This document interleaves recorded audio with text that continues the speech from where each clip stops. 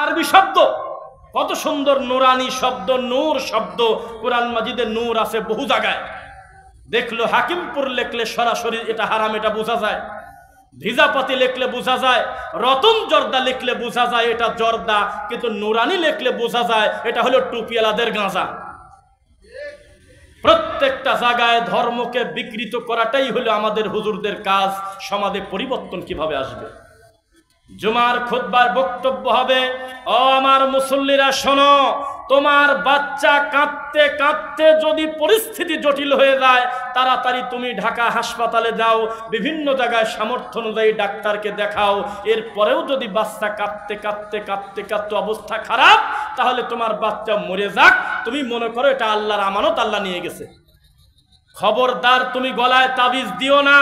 এ বাচ্চা তোমার আমানতি ছিল, এখন আর নাই, গেছে মরে। তুমি দোয়া করো আল্লাহ ওই সন্তানের ওসিলায় ধৈর্য ধারণ করার কারণে তোমাকেও ক্ষমা করতে পারে।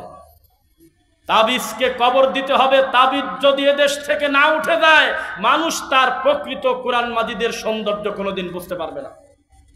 ওই যে মাওলানা মামুনুল হক সাহেবের একটা বজ্রকণ্ঠী একটা বক্তব্য মাঝে মধ্যে ঘোরে, যে কোরআন হাদিসের বাইরে যত মাজার আছে ভেঙে গুড়িয়ে দাও, বলে না? শুনেছেন আপনারা? কিন্তু আমি একটু ওনার লাইনটা খাটো করে দেব। কোরআন হাদিস বুঝি না, মাজার হলেই বাড়ি ভেঙে দাও। মাজার কোনোদিন রাখার জিনিস নয়। মুহাম্মদ সাল্লাল্লাহু আলাইহি ওয়াসাল্লাম নিষেধ করেছে, আদেশ করেছে কে তাকে তুমি নিয়ে আসো। এই যে আপনার নারায়ণগঞ্জে আছে কদমে রাসূল, আপনি মনে করেছেন অমুক লোকটা অমুক লোকের ঘর বাড়ি দখল করে নিল, এই লোকটাই মনে হয় বড় পাপী। তো নবীর পায়ের সাত ফটোকপি পাওয়া যাচ্ছে কদমে রাসূলে। এইরকম নোংরা কথা মিডিয়াতে পর্যন্ত তারা প্রচার করতেছে। বক্তা বক্তব্যে সে বলতেছে, ও আমার বন্ধু সাথীরা, তোমরা যদি অন্তরে শান্তি নিতে চাও, আমার সোনার নবীর পায়ের ফটোকপি এখনো কদমে রাসূল নারায়ণগঞ্জের বন্দরে আছে, তোমরা সেখানে যাও। কেন জুতা নিয়ে ওঠে না মুসল্লিরা? এই তো দাঁত ভেঙে দেবে এটা। আল্লাহর রাসূলের মৃত্যুর পরে এই দুনিয়ার সবচেয়ে ভালো মানুষ যারা আরবিতে, তাদেরকে বলা হয় হলো সাহাবী। এই সাহাবীরা কোনোদিন এমন ঘটনা ঘটে নাই যে আল্লাহর নবীর কবরের থেকে মাত্র 10 কিলো ফাঁকে অসুস্থ ব্যক্তি দেখতে আসা কষ্ট, এজন্য নবীর একটা পায়ের ছাপ সেখানে আছে, পূজা করা হয়। এই পৃথিবীতে কোনো রেকর্ড নেই। যত আওলাদে রাসূল নবীর বংশ, সব কিছু মনে হচ্ছে ডেলিভারি হয় খালি ভারত, বাংলাদেশ আর পাকিস্তানে। সৌদি আরবে যারা 20 বছর 30 বছর থাকছে, আওলাদে রাসূল বলে কোনো শব্দই তারা শোনে নাই।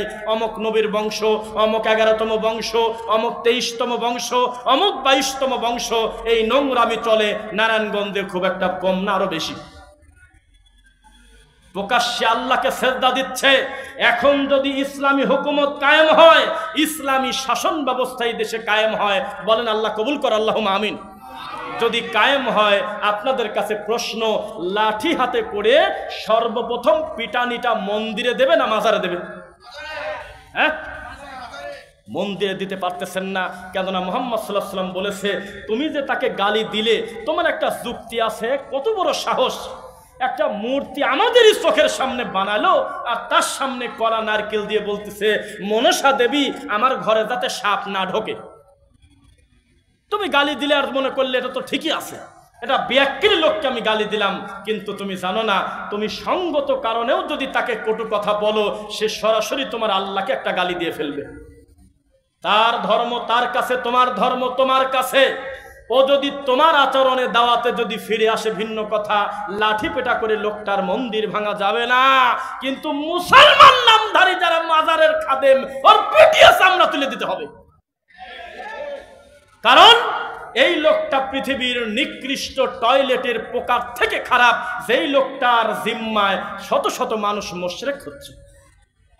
শাহজালালের মাজারে আমি গিয়েছি, ওটাকে উদ্দেশ্য করে যাই নাই। আমি গেছিলাম জালসায়, করোনা চলে তাই মাস্ক পরে গেছিলাম, ধরা পড়ে তো মেরিয়ে দিত। গোপনে চাদর টাদর দিয়ে মুখ ঢেকে ভিতরে গেলাম, কিন্তু সরাসরি ঢুকতে দেবে না, কয় যে জুতা খোলো।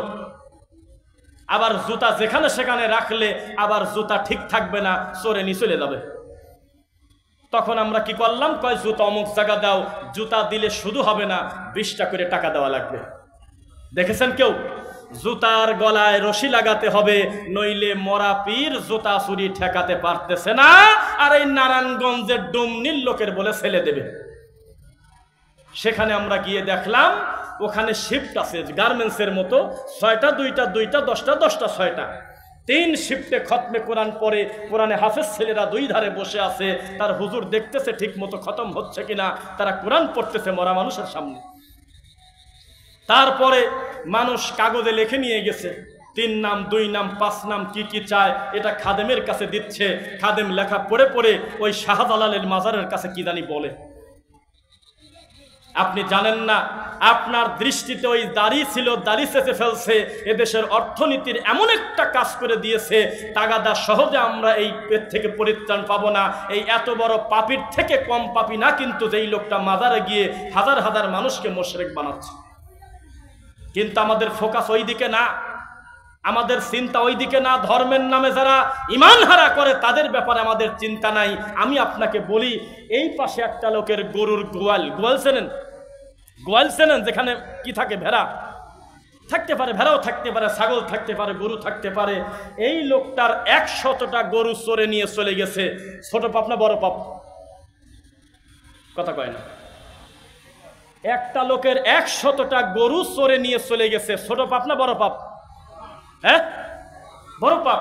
আর একটা লোক জুমার খুতবায় বলেছে, ও আমার সোনারা, ও আমার বাবারা, আমার কলিজার টুকরা নবী মুহাম্মদুর রাসূলুল্লাহ সাল্লাল্লাহু আলাইহি ওয়াসাল্লামের নামটা যখন শোনো, আন্তরিকতার সাথে আঙুলের মাথায় চুমা দিয়ে চোখটা মুছে নিও, তাহলে নবীর বরকতে তোমার চোখের জ্যোতি ভালো হয়ে যাবে। আপনার দৃষ্টিতেই হুজুর কতই না ভালো, তিনি আমার নবীকে কত ভালোবাসে, তার নাম শুনে আঙুলের মাথায় চুমা দিতে বলতেছে। আর আমি রফিক বিন সাইদ বুঝছি, আল্লাহর নামের কসম করে বলতেছি, এই 100টা গরু চোরের থেকে ওই লোকটা বেশি খারাপ। কারণ এই লোকটার 100টা গরু চোরে নিয়ে গেছে, ওর তাকদিরে যদি রুদিতে লেখা থাকে মরার আগে 1100 গরু হতে পারে আরো। আর যদি না থাকে ভিক্ষা করে খাবে। ইমানের কোনো ক্ষতি করে নাই, গোয়ালের ক্ষতি করছে, দুনিয়ার সামান্য ক্ষতি করছে। আর এই হুজুরের বক্তব্য শুনে কেউ যদি নবীর নাম শুনে চুমা খেয়ে চোখ মুছে, আর এটাকে যদি নবীর হাদিস মনে করে, মরলে সে জাহান্নামে যাবে। বোঝা যাচ্ছে না? একটা লোক একটা মানুষের মাথায় বাড়ি দিয়েছে, তার সম্পদ নষ্ট করেছে, পরবর্তীতে গিয়ে বলল, ভাই আমি ভুল করেছি, আমাকে ক্ষমা করে দেন। উনি ক্ষমা করলে, সম্পদ ফেরায় দিলে ইনশাল্লাহ সমাধান হবে কিনা বলেন? কিন্তু একটা লোক আজকের থেকে 20 বছর আগে জুমার খুতবায় অথবা জালসা মাহফিলে এসে বলেছিল, আমার নবী হলো সেই নবী যেই নবীকে সৃষ্টি না করলে আসমান আর জমিন আল্লাহ কোনো কিছুই বানাতেন না। সবাই বলেন সুবহানাল্লাহ। সুবহানাল্লাহ। প্রেসার দেখছেন? আল্লাহুস সামাদ। এই বক্তব্য দিয়ে বক্তা চলে গেল। 10 বছর পরে তার মনে হলো, আমার তো ভুল ছিল, এটা তো জাল হাদিস, আমি এখন ক্ষমা চাবো। আমার প্রশ্ন, এতগুলো মানুষকে লোকটা এক জায়গা পাবে কোন জায়গা? আর একজন মানুষের যদি 1 কোটি টাকারও ক্ষতি করত, 10 বছর পরে যদি তার কাছ থেকে ক্ষমা নিয়ে নিত, আল্লাহ ক্ষমা করতেন ইনশাল্লাহ। আর এ কোন ধরনের বিপদ? আমি বুঝে গেছি 10 বছর ইমামতি করতে গিয়ে কত মরা খাইছি, কত তাবিজ লেখছি, কত মরা মানুষের কাছে কোরআন পড়ছি, কত মিনহা খালাকনাকুম বলে মাটি দিছি, কবরের উপরে খেজুরের ডাল গাড়ছি, চারপাশে 4টা কুল পড়ছি, তারপরে মিনিটে মিনিটে আখেরে মুনাজাত করছি। এখন আমি বুঝতে পেরেছি, আল্লাহ তুমি ক্ষমা করো। তাহলে এই মুসল্লির কি হবে আপনি বলেন? মানুষ বোঝে না পাপ কাকে বলে, মানুষ বোঝে না ধর্মীয় জাহিলিয়াত কাকে বলে। মুহাম্মদ সাল্লাল্লাহু আলাইহি ওয়াসাল্লাম বলেছেন, শোনো, ফাইন্না খায়রাল হাদিসি কিতাবুল্লাহ, সবচাইতে ভালো, সবচাইতে উত্তম কিতাব কার কিতাব? কার কিতাব? ও খায়রুল হুদা, হুদা মুহাম্মদ সাল্লাল্লাহু আলাইহি ওয়াসাল্লাম, সবচাইতে উত্তম পথ প্রদর্শক, হেদায়েতের রাস্তা সবচেয়ে সুন্দর হলো মুহাম্মদ সাল্লাল্লাহু আলাইহি ওয়াসাল্লামের আদর্শ। কথা কি বোঝা যাচ্ছে? তারপরে কুল্লা মুহদাসাতিন বিদআ ওয়া কুল্লা বিদআতিন দালালা ওয়া কুল্লা দালালাতিন ফিন্নার। আমার পূর্বে আমার ভাই আকবর বিন আবেদ বক্তব্য দিয়েছেন, জেনাকারিনী মহিলা এসে বলতেছে আমাকে পবিত্র করে দেন, বলে নাই?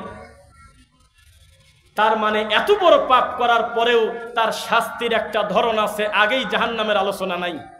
চুরি করলেই জাহান্নামে যাবে এটা নিশ্চিত বলা যাচ্ছে না, হাত কাটার একটা বিধান আজও রয়ে গেছে। কি বলেন? প্রত্যেকটা অপরাধের শাস্তির হওয়ার পরের আলোচনা জান্নাত অথবা জাহান্নামের। বিদাত এমন একটা পাপ, এই আলোচনা শুরুই হয়েছে জাহান্নামের কথা দিয়ে। এই বিদাতীদের বিষয়ে বক্তব্য দিলে আমাদেরকে বলে এ হুজুররা খালি ছোটখাটো বিষয় নিয়ে পড়ে আছে। বোঝা যাচ্ছে, ছোটখাটো বিষয় নিয়ে পড়ে আছে। তারা নবীর সুন্নাহকে নিয়ে ব্যঙ্গ করে। 1 ঘন্টা 26 মিনিট বক্তব্য দিলাম বিবাড়িয়া নবীনগর, ব্রাহ্মণবাড়িয়া নবীনগর। বক্তব্য দেওয়ার পরে বিশ্ববিদ্যালয়ে একজন প্রফেসর বলতেছে, সবই ভালো লাগলো, কিন্তু টাকনোর নিচে কাপড় পরবো না উপরে কাপড় পরবো, এখন আপনারা এগুলো নিয়েই পড়ে আছেন। দেশ চলে যাচ্ছে কোথায়? মানুষ চাঁদে চলে যাচ্ছে।